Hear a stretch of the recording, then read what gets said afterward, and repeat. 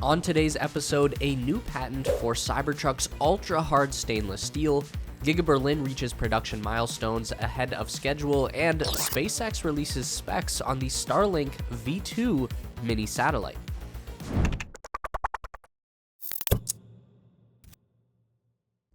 On February 23rd, Tesla released their new patent for a proprietary ultra-hard stainless steel alloy that will compose the exoskeleton structure of the Cybertruck. Elon Musk even confirmed that invention via Twitter, writing "new metal" below a Tasmanian article on the patent. Musk has hinted since 2019 that Tesla would be using some new type of alloy for their Cybertruck, often referred to as 30X stainless steel, which would indicate that it is a 300 series stainless, with the X being the unknown, unique variation. But it's taken a bit for the company's engineers to get the method and materials to the point they could patent it. Basically, what it describes is a type of stainless steel that is produced in the cold-worked or cold-rolled fashion, meaning that the metal is shaped at temperatures below the point at which the crystalline structure of the steel molecules can reform. This forces the steel's molecular structure to push together and harden, normally at the cost of becoming more brittle. But despite this method being fairly common in the industry, the numbers we are given for this new steel alloy in the Tesla patent aren't overly helpful for drawing comparisons to other common steels. We're given numbers in the HV or Vickers hardness scale for tensile strength, but unfortunately not the follow-up numbers that would indicate over what area the test was applied to or for how long. This means we can't really figure out how the new metal stacks up against average stainless steels in the 300 category like 301 and 304. But let's assume for a moment that Tesla did use some industry standards for their testing. That seems reasonable given that they want to patent their composition and, more importantly, production procedures. And if that is the case, then Tesla is correct about their alloy being harder than other 300 series stainless steel alloys. It also seems to handily outperform those alloys in terms of corrosion resistance, with the patent making specific mention that no coating or paint would be needed to ensure the body would last longer.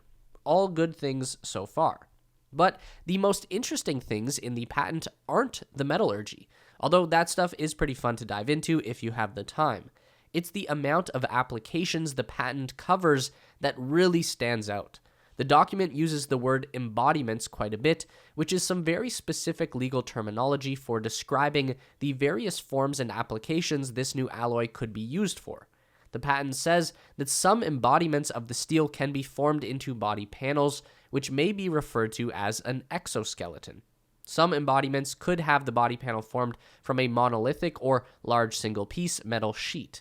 Now, when making a patent, it's normal and smart to lay out all the ways in which you might be using this thing you're trying to patent. You're not just patenting the formula, you're patenting the process too. There were two distinct processes outlined in the document. One, using separate paneling that could form an exoskeleton, and two, using one monolithic sheet to form an exoskeleton. Those could be hinting at different strategies for the Cybertruck's construction. For basically the entire existence of the Cybertruck as a concept, the body has always been envisioned as an exoskeleton, a tough outer skin which would take the weight and stresses of the vehicle rather than just the frame doing all the work. Aircraft hulls have been used as an example a few times. This, plus the ultra-hardness of stainless steel, has led a lot of people to wonder about how the Cybertruck would perform in crash tests.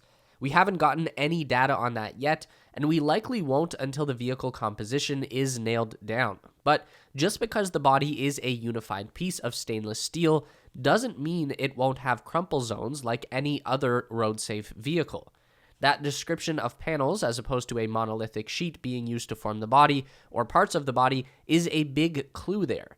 This patent seems to be pointing out that Tesla will be making use of large sections of formed body panels and supplementing that with some smaller, specific pieces in areas they can't single form.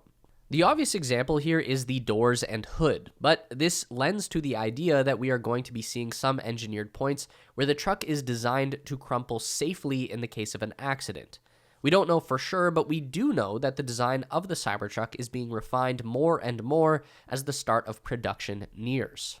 And we've been getting subtle peeks at that process as people keep catching glimpses of updated prototypes in the wild. This version, spotted in early February, had a slightly redesigned front end, a new gigantic windshield wiper, which Elon was quick to point out is not the finished product, and triangular side mirrors. More recently, we got a video from the Cybertruck Owners Club showing off the air suspension on a working prototype, and also this video of a Cybertruck with its rear bed cover called a tonneau driving around California. We can't really tell what it's made of in the video. It could potentially be a mock-up for an unrelated test, but Elon has said that the vehicle's retractable tonneau cover will have a solar option, so it's good to see it's getting some testing. All these sightings are examples of work-in-progress vehicles, but show a fierce effort by Tesla engineers to refine the Cybertruck design before production begins sometime this summer. And the stainless steel patent is a part of that process. There's still a lot of testing to do, and certainly more experts will be weighing in on this steel patent before too long.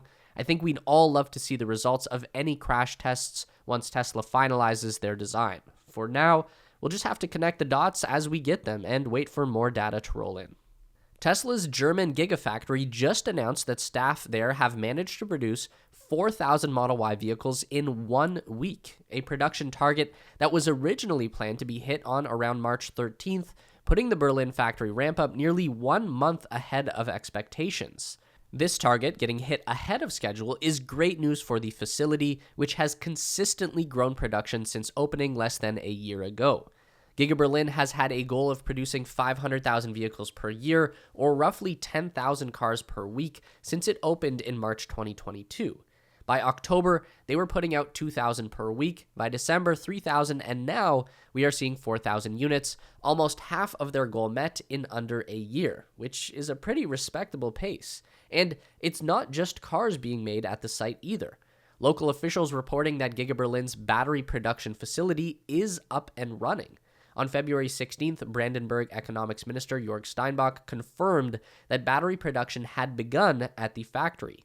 The German factory's battery operations don't handle complete battery production, but it does reportedly assemble them and construct components such as electrodes, which Tesla has said they might ship from Germany to the US to support their operations there. This news isn't really surprising though. Giga Berlin has had a lot of work put into ready the facility for the expected peak of 10,000 units per week. Back in August 2022, visitors to the site noted that parts of the factory looked like they were already prepared for that volume. Giga Berlin is getting its legs underneath it at just the right time. Also wanted to give a quick shout out to our amazing Discord community. Here is our question of the week, and this was our favorite answer. And here is the meme of the week winner. Join our Discord community to participate next week through the link in the description below. SpaceX made a couple of big tech reveals over the weekend as some new Starlink hardware is about to head into orbit. On February 26th, Elon Musk's rocket company showed off their new Starlink satellites that they are calling the V2 Mini. The small satellites are meant to bridge the gap between the current V1 and V1.5 satellites and the new, comparatively huge V2 hardware. This is needed because the standard V2 platform is so big that only the company's prototype Starship can launch and deploy it. And while they could just wait for their new workhorse rocket to be certified, Elon doesn't have time to waste. In December 2022, the FTC granted SpaceX with approval to launch 7,500 of the V2 satellites, so they're making it work. Not wanting to waste any time, the team at SpaceX have decided to trim some of the features of the V2 down so that they could use their current workhorse, the Falcon 9 rocket, to begin launching their upgraded tech as early as February 27th. That's right, this was so sudden that there are already 21 Starlink V2 mini sats orbiting above us right now. And while they're not as powerful as the full-sized models, these mini V2s still have about 4 times the capacity of the older V1 satellites thanks to the more powerful antennas, which give them access to a new bandwidth of frequencies. In addition to the new antennas, though, SpaceX announced the minis were also fitted with new argon-powered electric thrusters. They had previously been using krypton-powered thrusters, which was already different from the industry standard xenon thrusters. Reasons being that xenon is very expensive compared to krypton at upwards of $10,000 per kilogram versus $1,500, which is why SpaceX was going that route. But argon is reportedly even cheaper and by a wide margin, just $17 per kilogram at the worst, which is practically free by comparison. The new V2 Minis will be using these thrusters for maneuvering, making them even more cost efficient. It's definitely a statement to make a suboptimal version of your new satellite rather than just waiting for your new launch vehicle to be ready. It likely indicates that SpaceX believes it will be at least a couple more months before Starship is operational enough to try dispensing the full-sized V2 units. Regardless, it's obvious that upgrading the Starlink network is too important for SpaceX to wait, and I'm sure Starlink customers would agree. Don't forget to give this video a thumbs up today if you liked it. That is so important for getting our content out to more people. If you enjoy the content, then you'd probably also enjoy our weekly newsletter, so sign up with the link down below at theteslaspace.com. A huge thank you to all of our Patreon supporters who are listed on the screen now. You help us make the best content we can, and we really appreciate it. Thanks for watching, and we'll see you in the next one.